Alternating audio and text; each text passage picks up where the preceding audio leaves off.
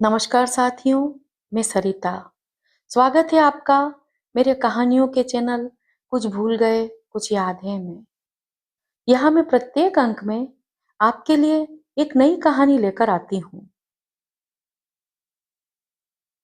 कहानी का एक भाग अंधेरे में बैठे लोगों को आशा प्रदान करता है कि अच्छाई सफल हो सकती है और बुराई विफल हो सकती है।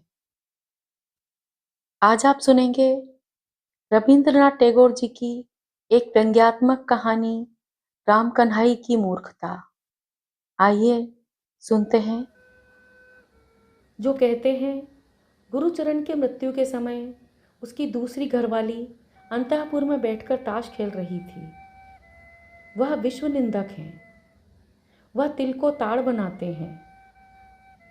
असल में गृहिणी उस समय एक पैर के ऊपर बैठी दूसरे पैर के घुटने को ठुड्डी तक उठा कच्ची इमली, हरी मिर्च और झींगा मछली की चटपटी चच्चड़ी के साथ पाता भात बड़े मनयोग से खा रही थी। बाहर से जब बुलाहट हुई तब चूसे हुए डंठलों और खाली थाली को छोड़ गंभीर भाव से बोली, जरा सा पाता भात मुंह में दूं, इसके लिए भी समय नहीं मिलता। इधर डॉक्टर जब जवाब दे गए तब गुरुचरण के भाई राम कन्हई ने रोगी के बगल में बैठे हुए धीरे धीरे कहा, भैया, यदि तुम्हें वसीयतनामा करने की इच्छा हो तो बताओ। गुरुचरण क्षीण स्वर में बोले, मैं बोलता हूँ, तुम लिख लो। राम कन्हई कागज कलम लेकर तैयार हुए। गुरुचरण कहते गए, अपनी चल अचल संपत्ति, सारी जमीन जायदाद मैंने अपनी धर्म पत्नी श्रीमती वरदा सुंदरी को दान में दी। राम कन्हई ने लिखा, पर लिखते हुए उनकी कलम नहीं चल रही थी।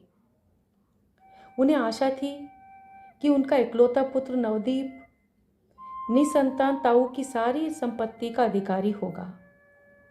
हालांकि दोनों भाई अलग हो गए थे, लेकिन इसी आशा में नवदीप की माँ ने नवदीप को किसी भी तरह नौकरी नहीं करने दी और बचपन में ही उसका विवाह करा दिया। दुश्मनों का मुंह काला करते हुए विवाह निष्फल नहीं हुआ, लेकिन ना चाहते हुए भी राम कन्हई ने लिखा और हस्ताक्षर करने के लिए भैया के हाथ में कलम थमा दी। गुरुचरण ने निर्जीव हाथों से जो हस्ताक्षर किए वे मात्र कुछ कांपती टेढ़ी लकीरें थीं या उनका नाम, यह समझना बड़ा मुश्किल था। पत्नी पाता भात खाकर जब आई तब वह गुरुचरण की घिग्गी बंधे देखकर रोने लगी। जिन्होंने बड़ी आशा लगाई थी और संपत्ति से वंचित हुए, उन्होंने कहा, ये दिखावटी आंसू हैं, पर यह विश्वास योग्य नहीं है। वसीयतनामे का वृतांत सुनकर नवदीप की माँ दौड़ती हुई आई और बड़ा बखेड़ा खड़ा किया। बोली, मृत्यु काल में बुद्धिनाश होती है। ऐसे सोने के चांद से भतीजे के रहते। यद्यपि राम कन्हई पत्नी को अत्यंत प्रेम करते थे, इतना अधिक कि दूसरे शब्दों में कहें तो उसे भय कहा जा सकता है, लेकिन उनसे रहा नहीं गया। दौड़े हुए आकर बोले, मझली, अभी तो तुम्हारी बुद्धि नाश का समय नहीं हुआ, फिर तुम्हारा ऐसा व्यवहार क्यों? भैया चले गए, मैं तो हूँ। तुम्हें जो कुछ कहना हो मौका आने पर मुझसे कहना, अभी ठीक समय नहीं है। समाचार पाकर जब नवदीप पहुंचा तब उसके ताऊजी का अंतकाल हो चुका था। नवदीप ने मृत व्यक्ति को धमकी दी थी, देखता हूँ तुम्हारी मुखाग्नि कौन करता है, और श्राद्ध आदि शांति अनुष्ठान यदि मैं करूं तो मेरा नाम नवदीप नहीं। गुरुचरण नामधारी व्यक्ति कुछ भी नहीं मानते थे। वह डफ साहब के छात्र थे। शास्त्रानुसार जो सर्वापेक्षा खाद्य वस्तु थी उसी से उनको विशेष परितृप्ति होती। लोग यदि ईसाई कहते तो वह जीभ काटकर कहते, राम राम, यदि मैं ईसाई हूँ तो गौमांस खाऊं। जीवित अवस्था में जिनकी यह हालत थी, सर्द मृत अवस्था में वह पिंडनाश की आशंका से जरा भी विचलित नहीं होंगे, ऐसी संभावना भी नहीं। फिलहाल इसके अतिरिक्त प्रतिशोध का कोई दूसरा मार्ग नहीं था। नवदीप को यह एक सांत्वना मिली कि यह व्यक्ति परलोक में जाकर मरा रहेगा। जितने दिन इहलोक में रहा जाए, ताऊ जी की संपत्ति ना पाकर भी किसी प्रकार पेट चल जाएगा। पर ताऊ जी जिस लोक में गए, वहाँ भीख मांगकर पिंड नहीं मिलता। जीवित रहते अनेक सुविधाएं हैं। राम कन्हई वरदा सुंदरी के पास जाकर बोले, भाभी, भैया तुम्हें ही सारी संपत्ति दे गए हैं। यह रहा उनका वसीयतनामा। इसे लोहे की संदूकची में संभाल कर रख देना। उस समय विधवा मुंह ही मुंह में दीर्घ पद रचना कर ऊंचे स्वर में विलाप कर रही थी। 2-4 दासियां भी उनके स्वर में स्वर मिलाकर बीच बीच में 2-4 नए शब्द जोड़ शोक संगीत से सारे मोहल्ले की निद्रा दूर भगा रही थी। बीच में ही इस कागज के टुकड़े के आने से एक प्रकार का लयभंग सा हो गया और भावों में भी पूर्वापर योग न रहा। हाय राम, मेरा सर्वनाश हुआ जी, सर्वनाश। अच्छा देवर जी, यह लिखावट किसकी है? क्या तुम्हारी? ओ जी, अब तुम्हारे जैसे जतन से मेरी कौन देखभाल करेगा? कौन मेरी ओर मुंह उठाकर देखेगा जी? तुम सब जरा रुको तो, इतना मत चिल्ला, बात सुनने दे। ओ जी, मैं क्यों नहीं पहले चली गई जी? मैं क्यों जीती रही? राम कन्हई मन ही मन गहरी सांस भरते हुए बोले, यह हमारे भाग्य का दोष है। घर लौटकर नवदीप की माँ राम कन्हई के पीछे पड़ गई। भारी बोझ से लदी गाड़ी समेत गड्ढे में गिरने पर अभागे बैल गाड़ीवान द्वारा हजारों धक्के मारे जाने पर भी बहुत देर तक जैसे निरुपाय निश्चल भाव से खड़े ही रह जाते हैं, राम कन्हई भी वैसे ही बहुत देर तक चुप रहकर सहते रहे। अंत में बड़े दीन स्वर में बोले, मेरा क्या अपराध, मैं तो भैया नहीं हूँ। नवदीप की माँ जोर से कड़क कर बोली, नहीं, तुम बड़े भले आदमी हो, कुछ नहीं समझते। भैया ने कहा लिखो, भाई वैसा ही लिखते गए। तुम सभी एक जैसे हो। तुम भी समय आने पर वैसा ही कर्म करने के लिए बैठे हो। मेरे मरते ही किसी मुंहजोशी डाइन को घर में ला बिठाओगे और मेरे हीरे के टुकड़े नवदीप को अथाह सागर में झोंक दोगे। ऐसी बात सोचना भी नहीं, मैं जल्दी मरने वाली नहीं। इस प्रकार राम कन्हई के भावी अत्याचारों की आलोचना करते हुए गृहिणी क्रमशः और भी असहिष्णु होती चली गईं। राम कन्हई निश्चित रूप से जानते थे, यदि इन सब बेसिर पैर की काल्पनिक आशंकाओं के निवारण हेतु तनिक भी प्रतिवाद करें तो हित का विपरीत होगा। इस भय से वह अपराधी से चुप बने रहे, जैसे अब कर्म कर ही डाला हो, जैसे उनके लाल नवदीप को संपत्ति से वंचित कर उनकी भावी दूसरी घरवाली को सब लिखकर मरे बैठे हों। अब अपराध स्वीकारे बिना दूसरी कोई गति नहीं। इस बीच नवदीप अपने बुद्धिमान मित्रों के साथ अनेक सलाह मशविरा के बाद माँ से आकर बोला, कोई चिंता नहीं, यह संपत्ति मैं ही पाऊंगा। कुछ दिनों के लिए बाबूजी को यहाँ से स्थानांतरित करना होगा। उनके रहने पर भंडाफोड़ हो जाएगा। नवदीप के पिता की अक्ल के प्रति नवदीप की माँ को रत्ती भर भी श्रद्धा नहीं थी, अतः उन्हें बात तर्क संगत जान पड़ी। अंत में माँ की ताड़ना से पिता ने जैसे तैसे एक बहाना बनाकर कुछ दिनों के लिए काशी जाकर आश्रय लिया। थोड़े ही दिनों बाद वरदा सुंदरी और नवदीप दोनों ही एक दूसरे के विरुद्ध जाली वकालतनामा तैयार करने के आरोप के साथ कचहरी जा पहुँचे। नवदीप ने अपने नाम का जो वकालतनामा निकाला, उसके नाम के हस्ताक्षर को देखकर गुरुचरण का हस्ताक्षर स्पष्ट प्रमाणित होता है। इसके लिए 2 निस्वार्थ गवाह भी मिल गए।